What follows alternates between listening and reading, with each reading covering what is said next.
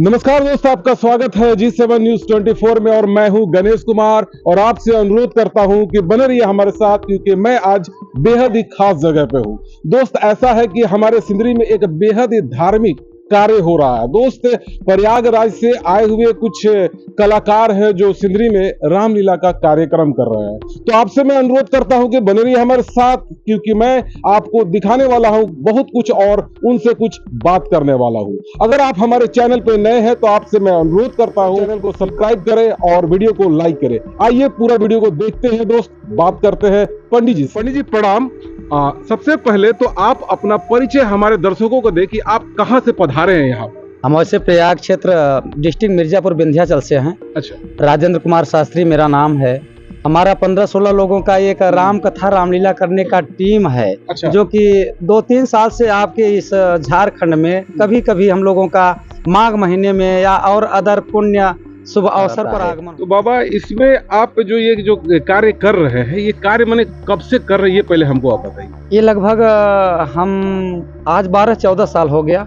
अलग अलग स्टेट में कभी कभी रामनवमी के पुण्य शुभ अवसर पर, तो कभी दुर्गा पूजा के शुभ अवसर पर, कभी किसी यज्ञ के शुभ अवसर पर, किसी प्राण प्रतिष्ठा मंदिर के शुभ अवसर पर, इस तरह से हमारे कथा साल में 2-4 प्रोग्राम कभी कभी अलग अलग स्टेट में अलग अलग जगह पे होते रहते हैं। वास्तविक उद्देश्य क्या है बाबा? वास्तविक उद्देश्य यह है सर कि कलयुग है और कलयुग में राम नाम का कीर्तन धीरे धीरे विलुप्त होता जा रहा है। युग बहुत आगे बढ़ गया है, लोग टेक्नोलॉजी में बहुत ज्यादा चले गए हैं, मोबाइल टीवी पे है। तो क्या रामलीला का अभी कैसा अस्तित्व है, ये हमको बताइए पहले। रामलीला का मूल अस्तित्व यही होना चाहिए सर कि हमारे सनातन धर्म की जो संस्कृति पुरानी कथाएं हैं वे हम लोगों के होते हुए विलुप्त नहीं होना चाहिए। उन्हें हम लोगों को याद करके रखना चाहिए क्योंकि सनातन का मतलब ही होता है सदैव से, पहले से, पुराने से, हमारे दादा बाबा पूर्वजों से ये कथाएं चली आ रही हैं। इसको हम लोग निरंतर रखने के लिए माता गंगा जिस तरह से प्रभावित हो रही हैं धरती पर, उनको निरंतर हम दर्शन कर रहे हैं, नहा रहे हैं, स्नान कर रहे हैं, उसी तरह से हमारे मर्यादा पुरुषोत्तम भगवान राम भी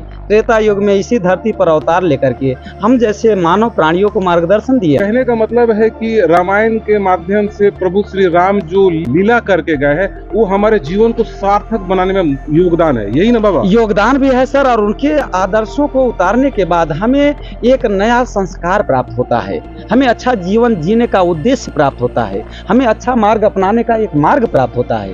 रामचरितमानस से आधारित जो हमारी कथा है, यह रामचरितमानस हमें सदैव अपने धर्म पर जीने के लिए संकेत देती है। इन संकेतों को हम लोगों में जा करके बांट रहे हैं, राम जी के आदर्शों को जीवन में उतारने का प्रयास कर रहे हैं और कराने का भी प्रयास कर रहे हैं। छोटा सा और सवाल बाबा, हम लोग तो टेक्नोलॉजी में बहुत आगे बढ़ गए, ज्ञान शिक्षा बहुत ले लेते हैं, तो कुछ बच्चे अपने माँ पिताजी का अनादर करते हैं, उनका सेवा नहीं कर पाते, इसका पीछे आप क्या बोलना चाहेंगे हमारे नवयुवक भाइयों को? इसीलिए हम रामायण की कथा एक रामलीला के माध्यम से कर रहे हैं कि जो अपने माता पिता का आदर नहीं कर पाते, जो माता पिता का सेवा नहीं कर पाते, उन्हीं के लिए खास तौर पर हम यह रामलीला लेके आए हैं कि भगवान श्री राम ने अपने माता के साथ एक मानव जीवन में जन्म लेकर के किस प्रकार से आदर किया है।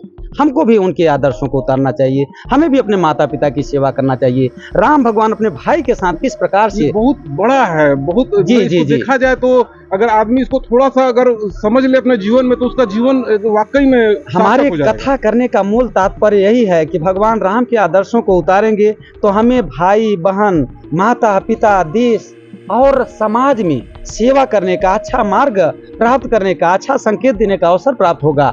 हम माता पिता की सेवा में लगे रहेंगे तब हमारा जीवन कल्याण होगा। आज के परिवेश में जो रामायण नहीं सुनते हैं, जो कथा नहीं सुनते हैं, जो सत्संग नहीं करते हैं, अच्छे विचार के लोगों से जो अपने विचारों को मिलाते नहीं हैं, कहीं न कहीं भटकते हैं, उनका कल्याण उद्धार नहीं हो पाता है। उनके घर में दुख और कलेश की वृद्धि होती है, सुख और शांति की वृद्धि नहीं होती। जो रामायण की कथा सुनते हैं, संस्कार उन्हीं के यहाँ पैदा होता है कि माता के साथ, पिता के साथ, भाई के साथ, देश समाज।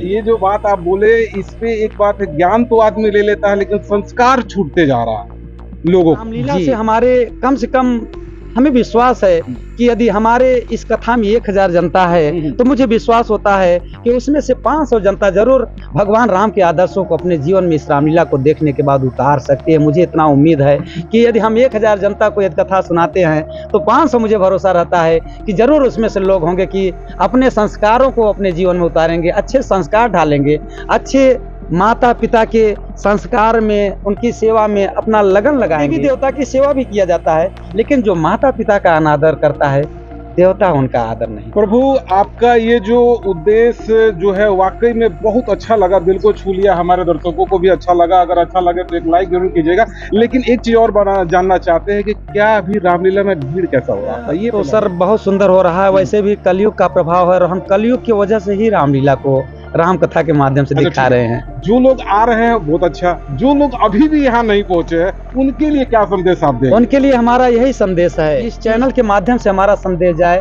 कि भगवान शिव जी का जो आपकी सिंदरी में शहरपुरा के मध्य में जो बड़ा मंदिर है, सायं 7 बजे से 10 बजे तक यह पावन कथा रामलीला से आधारित कथा के माध्यम से चल रहा है। बताया जा रहा है, दिखाया जा रहा है, सुनाया जा रहा है। अभी कितने दिन कथा हो गया? अभी 4 दिन का आज कथा सीताराम विवाह के रूप में संपन्न हुआ और अभी शेष कथा 9 दिन का जो आयोजन है उसमें से 5 दिन का कथा शेष बचा हुआ है। यदि इस 5 दिन के कथा को कुछ और धर्म प्रेमी आकर के भगवान भोलेनाथ के दरबार में सुनते हैं, देखते हैं, तो मुझे आशा विश्वास है कि जरूर उन्हें कुछ न कुछ ज्ञान प्राप्त होगा, उन्हें अच्छा मार्गदर्शन प्राप्त होगा, भगवान राम की कृपा उनके ऊपर बरसेगी और वो भी अपने माता पिता की सेवा करने में कहीं पीछे होंगे तो जरूर आगे बढ़ेंगे, उनका संस्कार जरूर सुधरेगा। आप इतना बहुमूल्य जानकारी दिए, इसके लिए बहुत बहुत धन्यवाद आपका पंडित जी। दोस्त, ऐसा है कि अगर आप अभी तक यहाँ नहीं आए हैं तो आपसे हाथ जोड़ के मैं विनती करता हूँ, आइए, जरूर आइए, अपने पूरे परिवार के साथ आइए और पूरा रामलीला का आनंद लीजिए। लेकिन बने रहिए हमारे साथ, क्योंकि मैं आपको बेहद ही कुछ और दिखाने वाला हूँ और कुछ कलाकार से मिलाने वाला हूँ जो उम्दा कलाकार है। दोस्त चलिए आइए देखते हैं। दोस्त बने रहिए हमारे साथ, क्योंकि मैं आपको ऐसे शख्स से मिलाने वाला हूं जो वाकई में पूरी तरह से हैरत अंगेज है। उनको देखकर मैं भी भयभीत हो गया था, क्योंकि रामलीला में वो करते हैं दशानंद रावण का रोल। वाकई में आपसे अनुरोध है, बने रहिए हमारे साथ, क्योंकि मैं आपको ऐसे शख्स से मिलाने जा रहा हूं जो दशानंद रावण है। आज तक आपको रावण से किसी ने नहीं मिलाया होगा, लेकिन मैं आपको मिलाता हूं। आइए हमारे साथ। सबसे पहले दशानंद रावण जी को मेरा प्रणाम। कुशल मंगल। आपका वास्तविक नाम क्या है वो बताइए। मेरा शुभ नाम है केशव प्रताप सिंह राजपूत। अच्छा जी, एक चीज हमको ये बताइए कि रावण के किरदार में हम आपको देखें, इसलिए रावण से मैंने संबंधित ही कुछ सवाल आपसे हम जानना चाहते हैं। जी, रावण जी के बारे में आप क्या जानते हैं, पहले ये हमको बताइए। रावण एक प्रतापी योद्धा था। हाँ रावण जैसे नीक पंडित नहीं आज तक दुनिया में है। हाँ। उसके जैसे प्रतापी भी आज की दुनिया में नहीं है। रावण एक बहुत विद्वान पुरुष था, क्योंकि मणि के समान उसके वेद चलते थे, उस वेद में वो निपुण था। इसलिए लंकापति जहाँ भी रहता था उसके नाम का डंका बजा करता था। जी, एक सवाल उठता है, छोटे बच्चों का भी ये सवाल है जी कि एक इंसान का एक ही सर होता है, रावण जी का 10,000 सर जी क्यों था? इसके पीछे क्या कारण था? रावण क्या है, प्रतापी योद्धा था। हाँ। और सठकर्मी था। वो अपने हठ को यकीन करके शंकर जी से वरदान लिया और शंकर जी को अपना एक ही शीश को बार बार काटता था। अच्छा, जितने मतलब बार वो काटा है उतना शीश उसका बरकरार प्रभु ने कर दिया, क्योंकि एक बार काटने से एक बूंद जब गिरता था तो एक रावण तैयार हो जाता था। इसलिए शंकर जी से वचनबद्ध था, इसलिए वो 10 शीश काट काट के उनका पूजा किया था। इसलिए प्रभु ने खुश होकर के 10 शीश उसके बाद। रावण दशानंद बहुत ज्ञानी और भव्य ज्ञानी थे जी, तो उनका गुरु भी उतना ही ज्ञानी थे जी। अवश्य तो उनके गुरु के बारे में थोड़ा बताते तो अच्छा रहता, बहुत बेहतर रहता। गुरु जी उनके मान लीजिए प्राथमिक गुरु उनके शंकर थे और शुक्लाचार्य गुरु थे, दैत्य गुरु, दैत्यों के गुरु शुक्लाचार्य गुरु थे। वो बहुत ही महान आत्मा और थे। उनसे बढ़ के अब कोई इस दुनिया में तो है नहीं। मैं अपने मुख विखार से क्या बखान इतना करूं। बहुत कुछ बोले, थोड़ा जी। आप जो दहाड़ते हैं, हंसते जी। हैं, वो एक थोड़ा मेरे दर्शकों के लिए आप एक डायलॉग थोड़ा दीजिए दर्शक को मेरा। की हंसी ऐसी रहती थी, खुलासा कि वो हंसने में निपुण था। अच्छा, मान लेते हैं कि रावण जी आए हैं राम के सामने, जी। तो कैसे राम भगवान को वो संबोधित करके डराने का कोशिश करते हैं, ये थोड़ा सा रोल हमको दिखाइए। राम को है कि अरे राम, तुम्हारा ही मुझे इंतजार था हाँ। और आज मैं तुमसे युद्ध करूंगा, क्योंकि मैं समस्त योद्धा को भेज दिया हूं।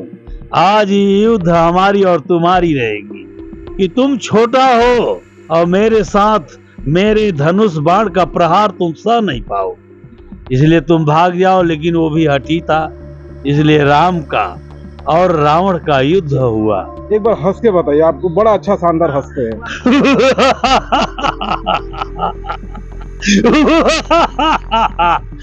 दोस्तों, इनके हंसी के लिए एक लाइक जरूर कीजिएगा और आपका बहुत बहुत धन्यवाद दशानंद रावण जी इंटरव्यू देने के लिए। ऐसा है कि अगर वीडियो आपको अच्छा लगे तो एक लाइक कर दीजिएगा, चैनल में नए हैं तो सब्सक्राइब कर लीजिएगा और आपसे हाथ जोड़ के विनती करता हूँ, रामलीला देखने के लिए पूरे परिवार के साथ आइए।